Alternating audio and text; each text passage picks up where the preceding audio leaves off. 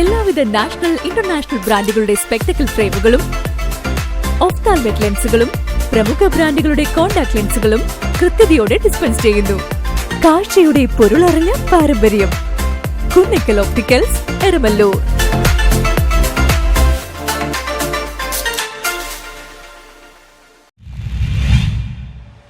ലഹരി വിരുദ്ധ കൗമാര കേരളത്തിനായി കൈകോർക്കാം K7 ക്യാമ്പയിനിലേക്ക്. പ്രിയപ്പെട്ടവരെ, നമുക്ക് ഇന്ന് ലഹരിയെ കുറിച്ച് തന്നെയാണ് കേരളവും പ്രത്യേകിച്ച് വള്ളുരുത്തിയും കൊച്ചിയും സംസാരിക്കുന്നത്.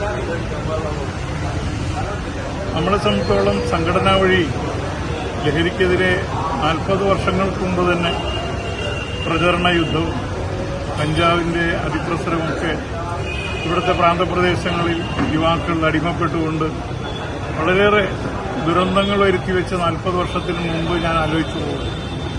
അന്നും തുടങ്ങിയ ബോധവൽക്കരണങ്ങൾ ഇന്നും അതിനേക്കാൾ വലിയ ബോധവൽക്കരണം നടത്തേണ്ട ഒരു സ്ഥിതിവിശേഷം ഇവിടെ വന്നിരിക്കുകയാണ്. ഈ സ്ഥിതിവിശേഷത്തെ നാം എങ്ങനെയാണ് എല്ലാ രാഷ്ട്രീയ പാർട്ടിക്കാരും, എല്ലാ സമുദായക്കാരും, എല്ലാ യുവാക്കളും ഒരുമിച്ച് നിന്നുകൊണ്ട് നമുക്ക് ഈ ലഹരിക്കെതിരെയുള്ള പോരാട്ടം ഇന്ന് അനിവാര്യമാണ്.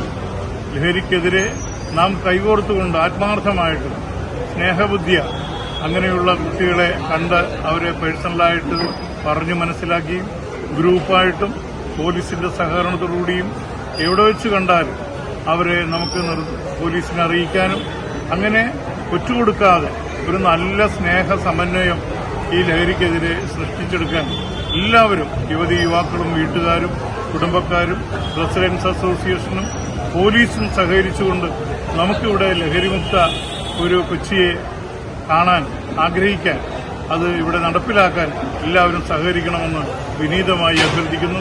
Vipin Palluruthy, YCC trust director. ഇന്നലെ ഒരു ക്യാമ്പയിൻ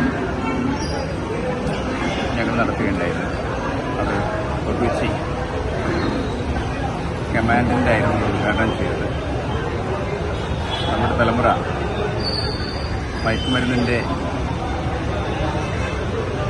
ആ കെട്ട് വള്ളികളിൽ വീണ് ഉലയുന്ന അവസ്ഥ എല്ലാ മുക്കിലും മൂലയിലും കാണാൻ സാധിക്കുന്ന ഒന്നാണ്.